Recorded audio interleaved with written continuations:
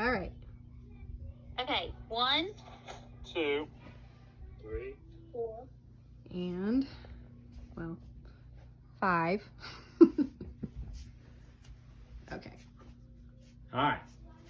The famous P.T. Barnum said that money is a terrible master, but an excellent servant. Now, most people these days don't even carry money around with them. If they want to buy something, they reach into their pocket and they pull out one of these. Now, let me tell you, this can either be even better or worse than money, because this allows you to spend money that you don't even have. So today we're going to talk a little bit about understanding your credit. What is your credit score? What happens when things go wrong? And what are the benefits of having good credit? So what is your credit score? In 2016, myfico.com put out an article called How Are FICO Scores Calculated? 35% of your credit score is made up based on your payment history. So to start off with, if you pay your bills on time, that is going to get you ahead and boost your credit score. If you're a little bit forgetful and you don't pay your bills on time, that can hurt your credit. The next most important factor is the amount you owe on your balances. So it's called your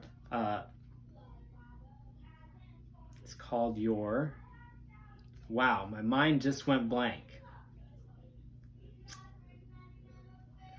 Basically, if you have a credit card that has a $10,000 credit limit, they want you to use less than 30% of that limit. So don't keep a balance of more than $3,000. It's your credit utilization. That's what I was trying to come up with.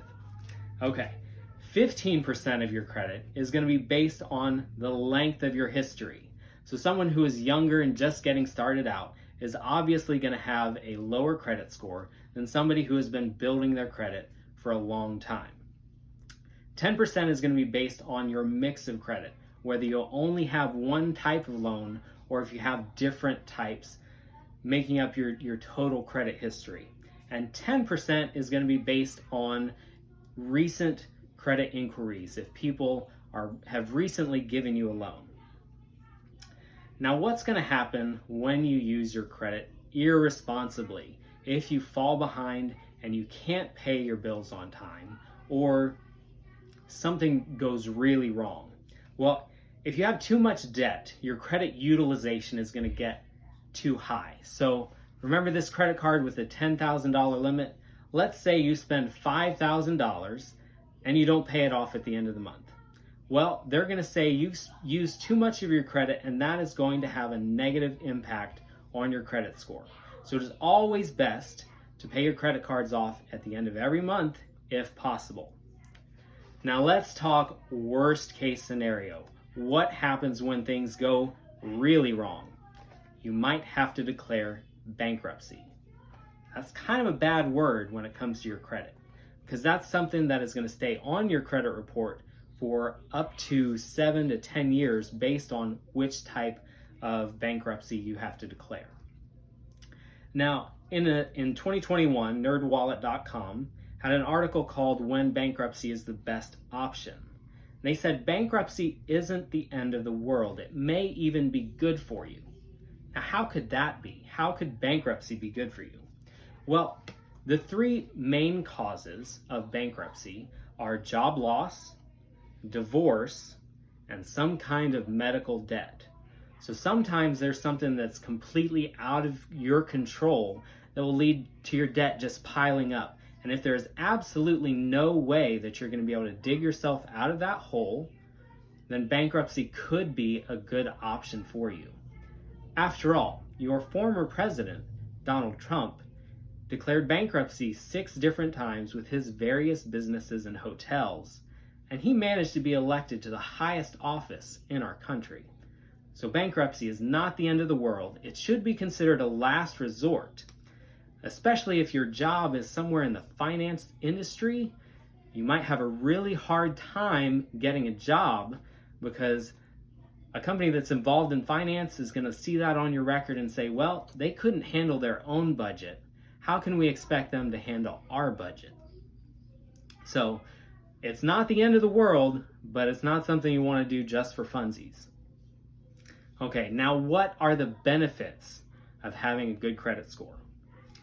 Well, Nicole Deeker writes an article on bankrate.com, and she says there are many benefits to having good credit. Landlords are more likely to rent you an apartment, for example. If you're job hunting, your employer may review your credit as part of the hiring process, but the biggest benefits of good credit are financial. So, were you aware that anytime you go to look for an apartment or a house to rent, your landlord is going to check your credit to see if you're somebody who pays your rent on time? They don't want a deadbeat living in their house who just stays there and doesn't pay their bills while they're stuck paying the mortgage. Did you know that your employers can look at your credit when they're going to offer you a job? I mentioned financial companies checking for bankruptcies, but in general, an employer might say, well, this guy is kind of irresponsible. They don't handle their credit well, so they might not even show up to work on time. But the biggest benefit is going to come down to saving you dollars. Anytime you apply for a new loan, whether it's for a car or a house remodel, here's the big one: for a mortgage for your home, then you can save money by having a good credit score. The price of houses has skyrocketed over the past few years, and so small changes in your interest rate that they give you can save you over $100,000 over the life of your loan. So that is big money savings just by using your credit responsibly, paying your bills on time, and not borrowing too much money. All right, so hopefully now you have a better understanding of how your credit works. Today we talked about what is your credit score, what happens when things go wrong, and what are the benefits of having a good credit score. So hope you can go out, use your credit responsibly, and I hope that it can be an excellent servant for you. Thank you.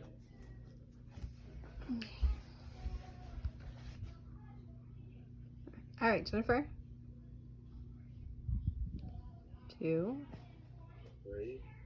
4. Right, and 5.